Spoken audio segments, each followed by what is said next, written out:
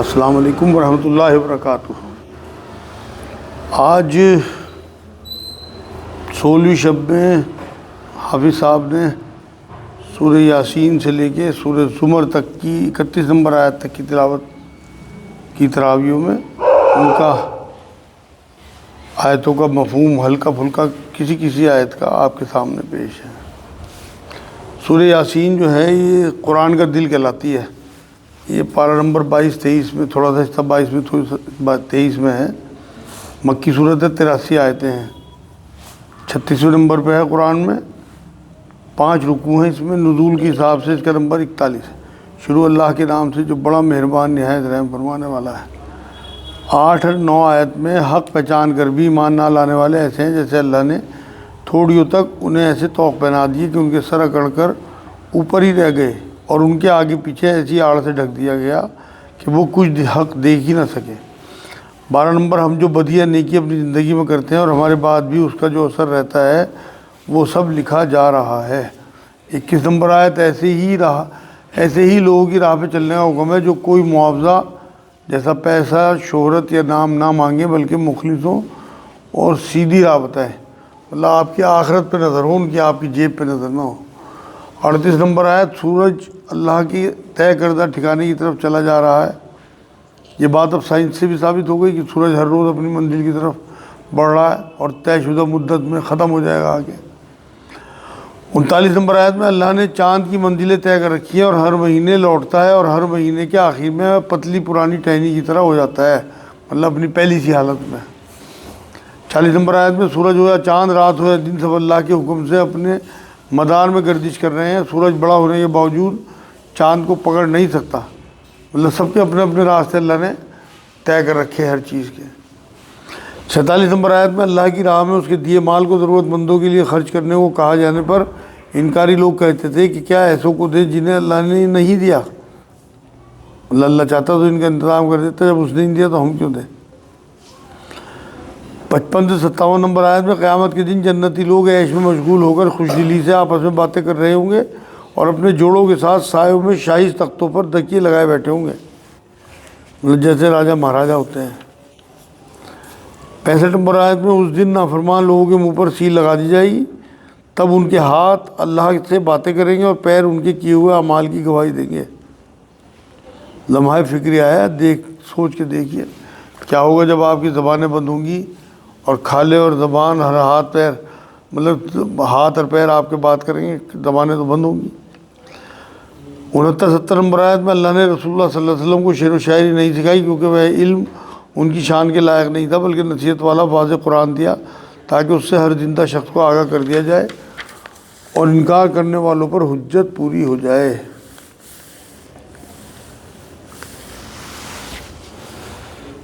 یہ سورہ صافات ہے، 23ویں پارے میں 37 نمبر صورت، مکی صورت، 182 آیتیں، 5 رکوع۔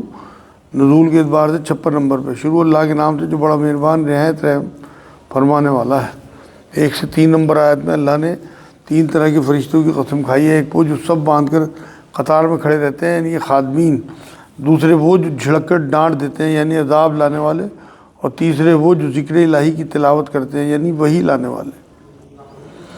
12 نمبر آیت میں، رسول اللہ صلی اللہ علیہ وسلم کو تعجب ہوتا تھا کہ میں کفار کے فائدے کی باتیں کر رہا ہوں اور یہ مذاق اڑا رہے ہیں اور باتوں کو ٹال رہے ہیں۔ آج بھی جو مخلص لوگ ہوتے ہیں، دین کی بات کوئی بتائے تو ان کی مذاق اڑائی جاتی ہے۔ 32 نمبر آیت میں، قیامت میں ہر قوم کے گمراہ سربراہ مان لیں گے کہ ہم نے عوام کو بھی بھٹکا دیا، خود ہم بھی بھٹکے ہوئے ہی تھے۔ 45-47 نمبر آیت میں، جنت میں لوگوں کو صاف ستھری و پاکیزہ شراب کے جام ملیں گے جو سفید رنگ کی ہوگی اور بہت ذائقہ دار ہوگی۔ اسے پینے سے نہ کبھی ان کا سر دکھے گا اور نہ ہی وہ فضول باتیں کریں گے، مطلب جیسے دنیا میں شرابی کرتے ہیں اس طرح کی کوئی حالت ان کی نہیں ہوگی۔ 64-68 نمبر آیت میں، جہنم کی جڑ سے ایک پیڑ زقوم نام کا نکلتا ہے جو اہل جہنم کا کھانا ہوگا، جس سے وہ پیٹ بھریں گے، اور اس کے پھل جو ہیں شیطانوں کی کھوپڑی جیسے ہوں گے۔ اسے کھانے کے بعد اوپر سے انہیں کھولتا ہوا پیپ کا پانی بھی دیا جائے گا، اور یہ جو زہریلی خوراک ہوگی انہیں کھلا پلا کے انہیں آگ کے ڈھیر میں بند کر دیا جائے گا۔ بڑا سخت معاملہ ہے۔ 77 نمبر آیت میں اب دنیا میں تمام لوگ نوح علیہ السلام اور ان کے ماننے والوں کی نسل کے ہی ہیں، کیونکہ باقی کو تو ختم کر دیا گیا تھا۔ 103 نمبر آیت میں ابراہیم علیہ السلام ان کے بیٹے نے اللہ کا حکم مان لیا اور ابراہیم علیہ السلام نے اپنے بیٹے کو ماتھے کے بل ذبح کرنے کے لیے لٹا دیا۔ 107 108 نمبر میں آیت میں اللہ نے قربانی کی جگہ فدیہ یعنی بیٹے کی جگہ ایک دمبا بھیج کر ابراہیم علیہ السلام کی اتنی بڑی قربانی کی عظمت کو قائم رکھا اور اس آزمائش کی یاد آنے والے لوگوں میں باقی رکھی، عید الاضحیٰ کی شکل میں جو ہم قربانی کرتے ہیں۔ 140 147 نمبر آیت تک 140 سے لے کے 147 تک حضرت یونس علیہ السلام کا قصہ بیان ہوا ہے۔ 164 نمبر آیت میں فرشتوں میں بھی ہر ایک کا اپنا مقام اور درجہ ہے جو انہیں معلوم بھی ہے۔ 171 اور 72 نمبر آیت میں اللہ کا ہمیشہ سے ایک فرمان ہے کہ رسولوں کی مدد کی جائے گی، اس لیے نبی تو قتل ہوئے لیکن کبھی کوئی رسول قتل نہیں ہوئے۔ جیسے عیسیٰ علیہ السلام ہیں، انہیں قتل کی کوشش کی گئی لیکن اللہ نے انہیں اوپر اٹھا لیا۔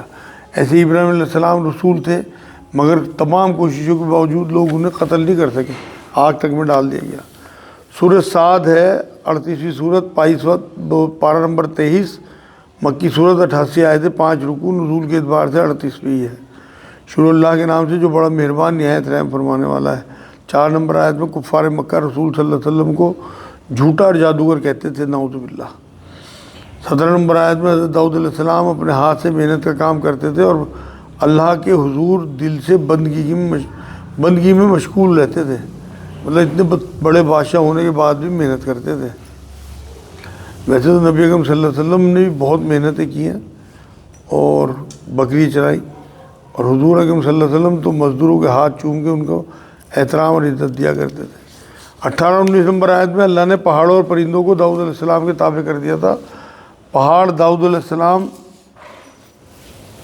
کے ساتھ صبح شام تسبیح کرتے تھے۔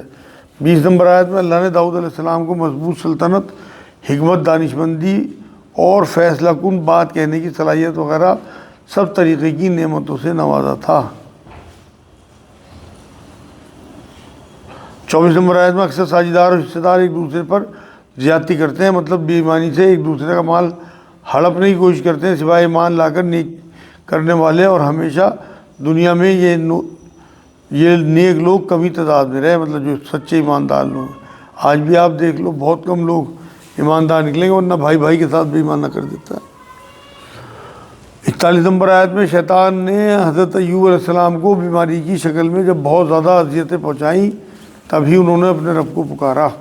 50 نمبر آیت میں جنتیوں کے لیے ہمیشہ کی جنت کے دروازے کھلے پڑے رہیں گے، مطلب کھلوانا نہیں پڑے گا انہیں جا کے۔ 62 63 نمبر آیت میں اہل دوزخ میں ان مومنوں کو ڈھونڈیں گے جنہیں وہ دنیا میں برا سمجھتے تھے یا مذاق اڑاتے تھے، ان کے وہاں نہ دکھنے پر سوچیں گے کہ شاید ہم ہی غلطی پہ تھے، مطلب ایڈمٹ کریں گے، یا وہ یہی ہوں گے ہمیں نظر نہیں آ رہے۔ 76 نمبر آیت میں شیطان نے اللہ سے سجدہ نہ کرنے کی اپنی دلیل میں کہا کہ تو نے مجھے آگ سے اور انسان کو مٹی سے بنایا ہے، اس لیے میں بہتر ہوں، مطلب تکبر نے اسے شیطان بنوا دیا۔ شیطان کے صرف ایک سجدے کے انکار سے اس کی ہزاروں سال کی جو عبادت تھی جو وہ کر رہا تھا وہ سب رائگاں ہو گئی تھی، اور ہم تو اب جان بوجھ کے چھوڑی ہوئی نمازوں کی سجدے کی نے تو پتہ لگا کہ ہم کہاں کھڑے۔ 86 نمبر آیت میں اللہ نے حضور صلی اللہ علیہ وسلم سے کہلوایا ہے کہ میں تکلف کرنے والوں میں سے نہیں ہوں، مطلب اسلامی تعلیمات کے مطابق عام زندگی یا دینی معاملات میں تکلف، بناوٹ یا تصنع سے بچنے کا ہی حکم ہے۔ 87 88 نمبر آیت میں قرآن تمام جہان والوں کے لیے سراسر نصیحت جس کے حقیقت ہم لوگ چند روز بعد یعنی قیامت میں کھل کر صحیح طرح جان لیں گے۔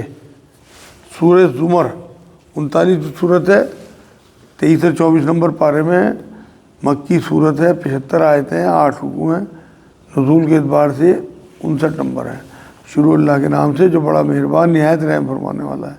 آیت نمبر 4، اللہ اگر اپنے لیے اولاد چاہتا تو مخلوق میں سے کسی کو اپنے لیے چن لیتا، مگر وہ پاک ہے اللہ اولاد وغیرہ سے۔ 6 نمبر آیت میں اللہ نے ہم سب کو ایک جان یعنی آدم علیہ السلام سے پیدا فرمایا، ہمیں وہ ہماری ماؤں کے پیٹوں میں کئی مرحلوں سے گزارتا ہے اور وہاں ہمیں 3 اندھیروں میں رکھتا ہے، ایک تو ماں کے پیٹ کا اندھیرا، دوسرا رحم مادر کا اندھیرا، اور تیسرا اس پردے یا جھلی کا اندھیرا جس میں بچہ لپٹا رہتا ہے۔ 7 نمبر آیت میں اللہ ناشکروں اور ناشکری سے بے نیاز بے پرواہ ہے، مگر وہ اپنے بندوں کی شکر گزاری کرنے سے، مطلب اپنے بندوں کی ناشکری کرنے سے خوش نہیں ہے۔ اگر بندے ایمان لا کر شکر گزاری کریں تو اللہ اسے پسند فرماتا ہے۔ ویسے بے نیاز ہے وہ، مگر وہ زبردستی کسی بھی نہیں کرتا، لیکن اگر کوئی شکر گزاری کرے گا تو یہ اللہ کو پسند آتی ہے شکر گزاری۔ اور یہ تک کہا کہ شکر گزاری کرو گے تو نعمتوں میں اضافہ کر دوں گا۔ 11 نمبر آیت میں اللہ کا حکم عبادت کرنے کا، اور عبادت بھی اخلاص کے ساتھ، مطلب اخلاص والی عبادت یعنی کلی اطاعت بھی محبت کے ساتھ، یعنی غلامی۔ اور یاد رہے کہ غلامی 24 گھنٹے کی ہوتی ہے، 4-6 گھنٹے کی تو نوکری ہوتی ہے۔ تو جب اللہ 24 گھنٹے معبود ہے تو ہمیں بھی 24 گھنٹے بندے بن کے رہنا ہے۔ 15 نمبر آیت، لوگ شرک و کفر کر کے حرام کھا کر کھلا کر خود کو تو ہلاکت میں ڈال رہے ہیں، اپنے اہل و عیال جو ان کی پیروی کر رہے ہیں وہ بھی نقصان میں جائیں گے۔ 21 نمبر آیت، اللہ آسمان سے پانی اتار کر زمین کے سوتوں میں پہنچا کر اس کے ذریعے مختلف قسم کی کھیتی اگاتا ہے، پھر وہی کھیتیاں سوکھ کر ریزہ ریزہ ہو جاتی ہیں۔ مطلب بالکل ٹھیک اسی طرح انسان پیدا ہو کے کئی مرحلوں جیسے بچپن، جوانی، بڑھاپے سے گزر کے مٹی میں دفن ہو کے ریزہ ریزہ ہی ہو جاتا ہے۔ 22 نمبر آیت، جس کا بھی سینہ اللہ اسلام کے لیے کھول دے وہ اپنے رب کی طرف سے ایک نور پہ ہے، اور ان پر ہلاکی اور گمراہی ہے جن کے دل یاد الہی سے غافل ہو کر سخت ہو گئے۔ آج کی آخری آیت 31 نمبر، قیامت میں بے ایمان امتی اللہ کے سامنے آپس میں لڑیں گے، کہیں گے کہ ہم تک پیغام نہیں پہنچا، تب رسول اکرم صلی اللہ علیہ وسلم انہیں یاد دلائیں گے کہ میں نے پیغام تم تک پہنچا دیا تھا۔ یہ آج الحمدللہ